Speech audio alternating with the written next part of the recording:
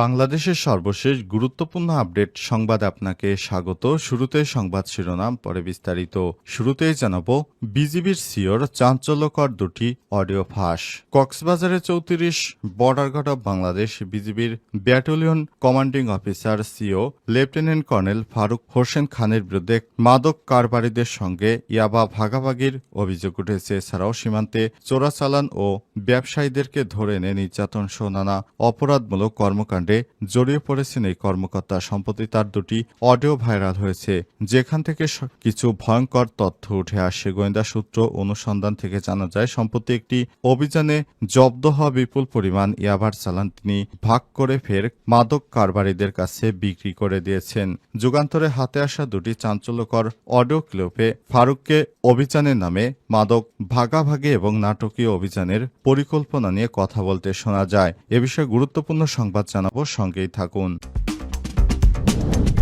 জানাবো পাকিস্তানে যে কোনো সময় বড় ধরনের হামলা করতে পারে ভারত। আল জাজিরাকে পাকিস্তানি সামরিক কর্মকর্তা। পাকিস্তানে যে কোনো সময় হামলা হতে পারে ভারতের পক্ষ থেকে, এমন সম্ভাবনা ঘিরে ধরেছে পাকিস্তানকে। ফলে হুমকি মোকাবেলায় প্রস্তুতি নিচ্ছে পাকিস্তানের সশস্ত্র বাহিনী।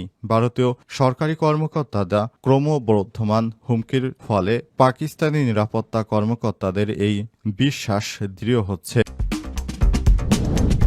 এদিকে পেহেলগাম কাণ্ডে মুসলিমদের যা করতে বললেন ওআইসি। পেহেলগামে হামলার ঘটনায় নিহতদের প্রতি সংহতি জানিয়েছেন অল ইন্ডিয়া মজলিসি ইত্তেহাদুল মুসলিমিন এর সভাপতি আসাদুদ্দিন ওআইসি। আজ জুমার নামাজে মুসলিমদের কালো আর্মড ব্যাজ পরে প্রতিবাদ করার জন্য বলেছেন তিনি।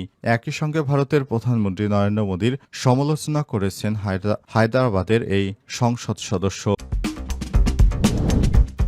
গাজায় ইসরায়েলি হামলায় নিহত বেড়ে আরও ৬০। ফিলিস্তিনে অবরুদ্ধ গাজা ভূখণ্ডে দখলদার ইসরায়েলিদের হামলায় একদিনে আরও ৬০ জনের বেশি নিরীহ ফিলিস্তিনি নিহত হয়েছে। আহত হয়েছে আরও প্রায় ১৫০ জনের অধিক। এদিকে গাজায় একদিনের হামলায় একই পরিবারের ১২ জনকে হত্যা করেছে দখলদার বাহিনী। আজ এই তথ্য জানিয়েছে সংবাদ মাধ্যম আল জাজিরা। এরপর জানাবো ভারত পাকিস্তান সীমান্তে গোলাগুলি। ভারত ও পাকিস্তান সেনাবাহিনীদের মধ্যে গোলাগুলির ঘটনা ঘটেছে।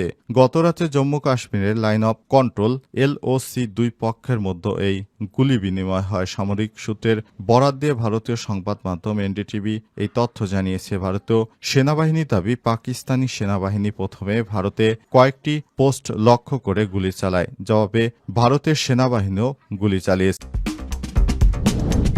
পেহেলগাম কাণ্ডে মুসলিমদের যা করতে বললেন ওআইসি। পেহেলগামে হামলার ঘটনায় নিহতদের প্রতি সংহতি জানিয়েছেন অল ইন্ডিয়া মজলিসি ইত্তেহাদুল মুসলিমিন এর সভাপতি আসাদুদ্দিন ওআইসি। আজ জুমার নামাজে মুসলমানদের কালো আর্মড ব্যাজ পরে প্রতিবাদ করার কথা বলেছেন। একই সঙ্গে ভারতের প্রধানমন্ত্রী নরেন্দ্র মোদীর সমালোচনা করেছেন হায়দ্রাবাদের সংসদ সদস্য।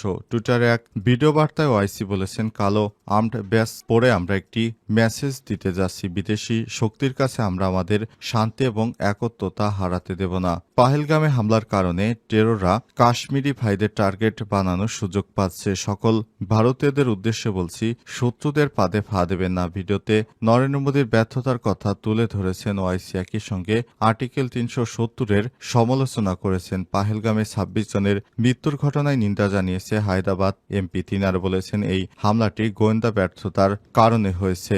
নরেন্দ্র মোদী সরকারের উচিত তাদের প্রতিরোধ দুর্নীতি পুনর্বিবেচনা করা। যারা এই হামলায় আক্রান্ত হয়েছে তাদের পরিবারের প্রতি সমবেদনা জানাচ্ছি এবং আহতদের দ্রুত আরোগ্য কামনা করছি। আসাদুদ্দিন ওআইসি কাশ্মীরি সরকারে কড়া সমালোচনা করেছেন। তিনি এই অঞ্চলের নিরাপত্তা নিয়ে হতাশা প্রকাশ করেছেন। আগে তিনি এই অঞ্চল নিয়ে সোচ্চার ছিলেন এবং বিতর্কিত আর্টিকেল ৩৭০ নিয়ে কথা বলেছিলেন। ওআইসির মতো এই আইনটির কারণে ভূস্বর্গের এই অঞ্চলে হামলা ও হতাহতের ঘটনা বেশি ঘটছে। আজ ভারত নিয়ন্ত্রিত কাশ্মীরের পেহেলগামে পর্যটকদের উপর বন্দুকধারীদের ভয়াবহ হামলা চালানো হয়। এতে ২৫ ভারতীয় সহ ২৬ জন নিহত হয়। এই হামলার জন্য পাকিস্তানে মদতপুষ্ট সশস্ত্র গোষ্ঠীকে দোষারোপ করে পরদিন প্রতিবেশী দেশটির নাগরিকদের ভিসা বাতিল ও সিন্ধু পানি চুক্তি স্থগিত সহ বেশ কয়েকটি পদক্ষেপ নেয় ভারত। ভারত পাকিস্তান সীমান্তে গোলাগুলি।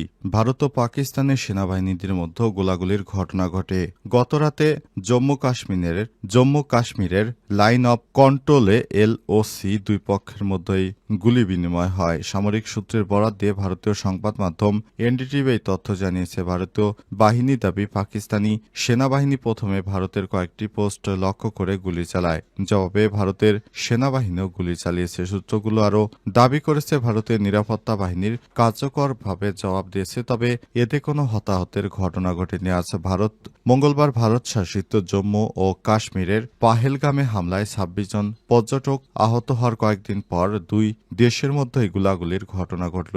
ভারত সরকার এই হামলার জন্য পাকিস্তানকে দায়ী করেছে, যদিও ইসলামাবাদ এই দাবি তীব্রভাবে অস্বীকার এবং ফলস ফ্ল্যাগ অপারেশন হিসেবে অভিহিত করেছে। হামলার পরদিন বুধবার প্রতিবেশী দেশটির নাগরিকদের ভিসা বাতিল ও সিন্ধু পানি চুক্তি স্থগিত সহ বেশ কিছু পদক্ষেপ নেয় ভারতের পদক্ষেপে জবাবে পাকিস্তানও কিছু কঠোর পদক্ষেপ নিয়েছে। ভারতীয় ভিসা বাতিল, ভারতীয়দের দেশটি থেকে বের করে দেয়া, দেশটির সঙ্গে বাণিজ্য স্থগিত, ভারতের বিমানের জন্য আকাশ সীমা বন্ধ করা এবং কয়েকটি পাইলট পদক্ষেপের ঘোষণা দিয়েছে ইসলামাবাদ। পাল্টাপাল্টি এসব পদক্ষেপে দেশ দুটির মধ্যে নতুন করে উত্তেজনা দেখা দিয়েছে, যা হয়তো সামরিক সংঘাতে গড়াতে পারে বলে আশঙ্কা করা হচ্ছে।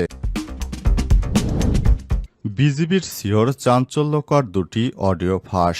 কক্সবাজারে ৩৪ বর্ডার গার্ড অব বাংলাদেশ বিজিবির ব্যাটালিয়নের commanding officer CO lieutenant colonel Faruk Hossain খানের বিরুদ্ধে কারবারিদের সঙ্গে ইয়াবা ভাগাভাগির অভিযোগ উঠেছে। এছাড়াও সীমান্তে চোরাচালান ও ব্যবসায়ীদেরকে ধরে এনে নির্যাতন সহ নানা অপরাধমূলক কর্মকাণ্ডে জড়িয়ে পড়েছে কর্মকর্তা। সম্প্রতি তার দুটি অডিও ভাইরাল হয়েছে, যেখান থেকে কিছু ভয়ঙ্কর তথ্য উঠে এসছে। গোয়েন্দা সূত্র ও অনুসন্ধান থেকে জানা যায়, সম্প্রতি একটি অভিযানে জব্দ হওয়া বিপুল পরিমাণ ইয়াবা চালান তিনি ভাগ করে ফের কারবারিদের কাছে বিক্রি করে দিয়েছেন। যুগান্তরে হাতে আসা দুটি চাঞ্চল্যকর অডিও ক্লিপে ফারুককে অভিযানের নামে মাদক ভাগাভাগি এবং নাটকীয় অভিযানের পরিকল্পনা নিয়ে কথা বলতে শোনা গেছে। অডিওগুলোতে এর বিষয়ে জানতে চাওয়া হলে তিনি এর সত্যতা স্বীকার করেন, তবে এর ভাষ্য এটি ছিল অভিযানের কৌশল এবং তিনি একটি গভীর ষড়যন্ত্রের শিকার হয়েছেন। এ বিষয়ে জানতে চাইলে বিজিবির মহাপরিচালক মেজর জেনারেল মোহাম্মদ আশরাফুজ্জামান সিদ্দিকী বলেছেন, লেফটেন্যান্ট কর্নেল ফারুক হোসেন খানের বিরুদ্ধে ওঠা অভিযোগ সম্পর্কে অবগত হওয়ার পরপরই প্রাথমিক ব্যবস্থা হিসেবে তাকে কক্সবাজার ৩৪ বিজিবি থেকে প্রত্যাহার করা হয়েছে। তিনি আর বলেন, বিজিবির একটি পেশাদার ও দায়িত্বশীল বাহিনীর কোনো সদস্য যদি শৃঙ্খলা ভঙ্গ করে বা অবৈধ কর্মকাণ্ডে জড়িয়ে পড়ে, তার বিরুদ্ধে কঠোর ব্যবস্থা নেওয়া হবে। সে যত উচ্চ পদেই থাকুক না কেন, বিষয়টি আমরা অভ্যন্তরীণ তদন্তের আওতায় নিয়ে আসব। অভিযোগ প্রমাণিত হলে আইন অনুযায়ী কঠোর ব্যবস্থা গ্রহণ করা হবে।